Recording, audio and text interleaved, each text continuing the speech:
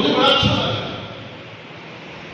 ये देखिए, मैं यहाँ पर भी है, वकालत अच्छी चल रही है, एक राजनीति के शिखर पे पहुंचे हुए पिता के पुत्र हैं, चाहे तो कुछ भी कर सकते हैं, लेकिन उन्होंने शिक्षा को रोका नहीं। यहाँ पर बहुत कम लोगों को मालूम होगा, उन्होंने शिक्षा को रोका नहीं, वो अभी आज की तारीख में पीएचडी कर रहे हैं।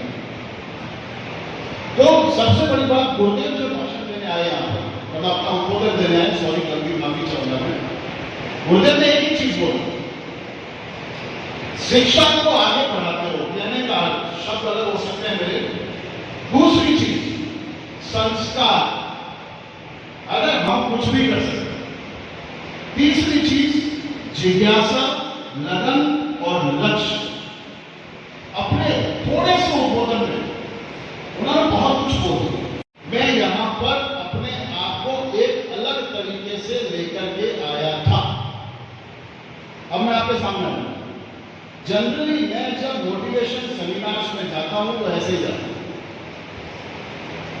अब मैं जैसे आपके सामने आऊंगा ना, वैसे आपको नहीं रहना है, वैसे आपको नहीं रहना।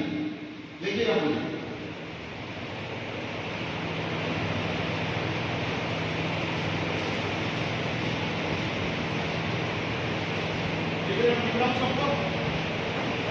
सबको वापस जाओ। दूसरी चीज मुझे बहुत अच्छा लगा, मैं एक बात को लेकर के कुछ बच्चों को छेड़ना चाहता था, लेकिन वो मौका मुझे यहां पर नहीं मिला। वो ये है कि आजकल एक नया फैशन चल रहा है, वो यहां नहीं। एक बार इस चीज के लिए सारे बच्चे अपनी तालियां बजाएं अपने लिए। वो यहां क्या नहीं है, आजकल एक फैशन चल रहा है, सिर पे कटोरा रखा, चारों तरफ से बाल काटना। आप सभी बच्चों के जो हेयर कट स्टाइल है बहुत अच्छी है, इसी तरीके से जिंदगी में आगे बढ़ो। ये समाज को प्रदर्शित करता है कि समाज बहुत अच्छा है। किसी के बाल यहां से खूब लंबे होते हैं, पूरा यहां से गायब होता है, बहुत अच्छी चीज है और इसको बनाए रखना।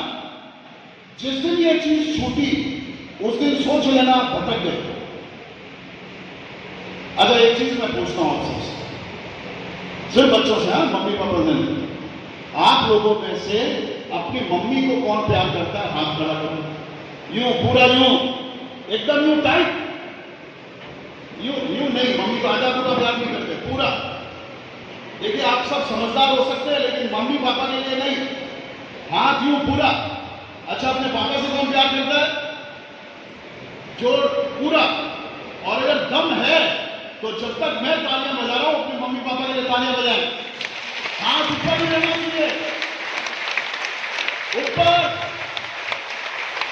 और जोरदार, पूरे सुमेरपुर में आवाज गूंजनी चाहिए और जोरदार अपनी तालियां।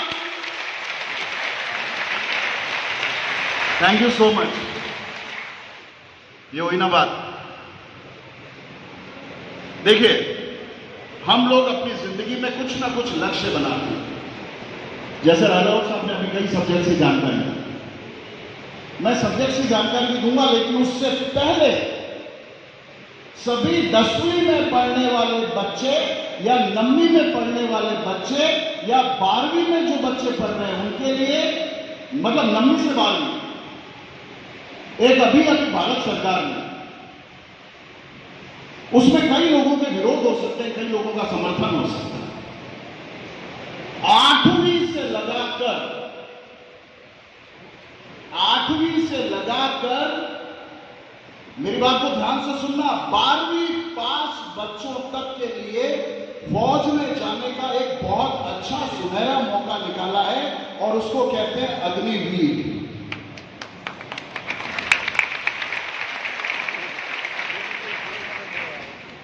हर इसके एंट्रेंस टेस्ट है। कोई ट्रेड ऐसा है जिसमें आपको रीजनिंग, मेंटलिटी, जीके, इंग्लिश, इसके टेस्ट आएंगे। कई ये सारी जानकारियां मैं आपको व्हाट्सएप पे अवेलेबल कर दूंगा। बस आप मुझे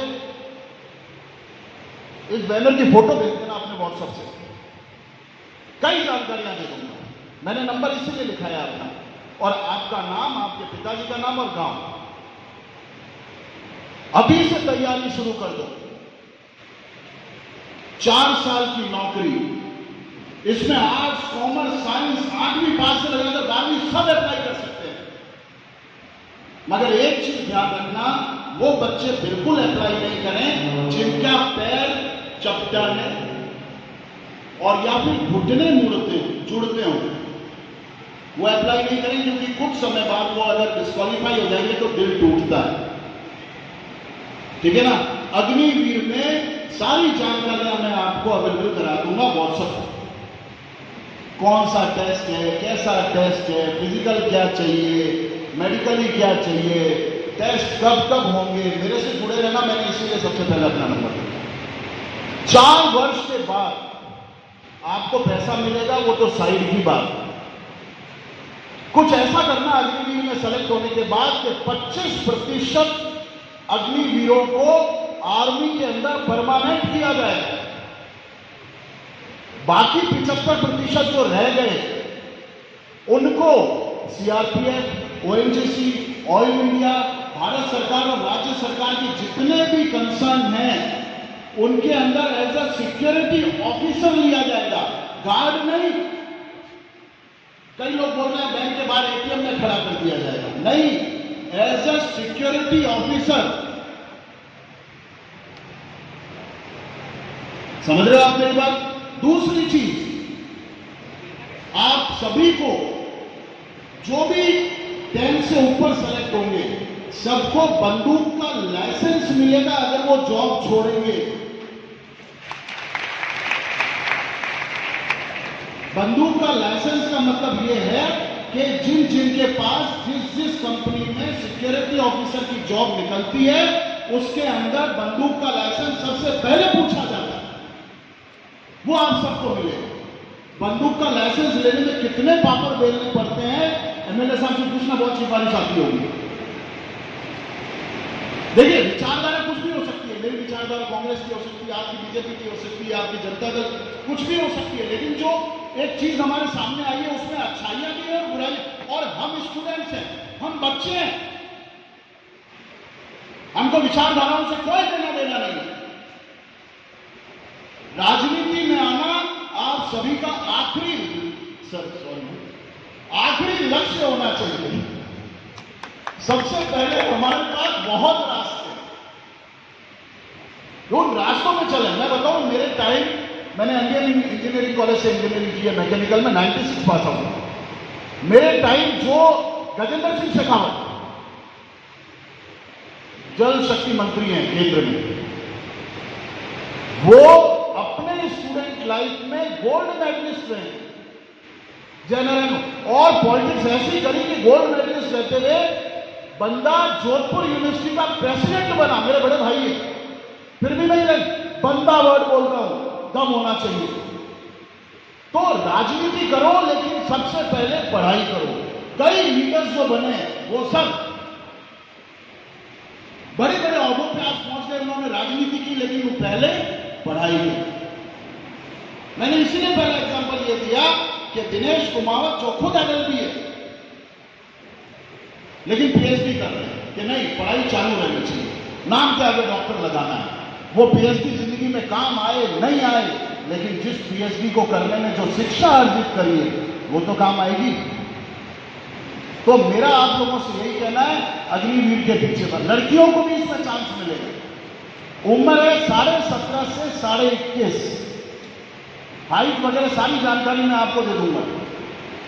दूसरी चीज, अभी इसमें 2 साल का रिलैक्सेशन दिया है, यानी 23.5 वर्ष तक आप लोग अप्लाई कर सकते हो, सिर्फ इसी साल, नहीं तो हर साल 21.5 वर्ष।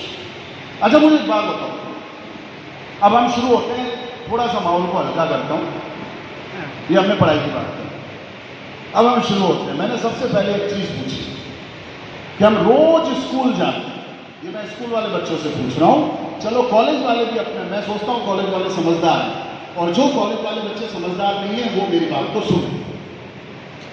हम लोग रोज स्कूल कॉलेज जाते हैं, मम्मी हमें टिफिन बना के देती है, हम टिफिन खाते हैं, कई मम्मी टिफिन नहीं दे पाती होंगी, लेकिन बड़े लाड प्यार से, जब हम छोटे थे ना इतने से,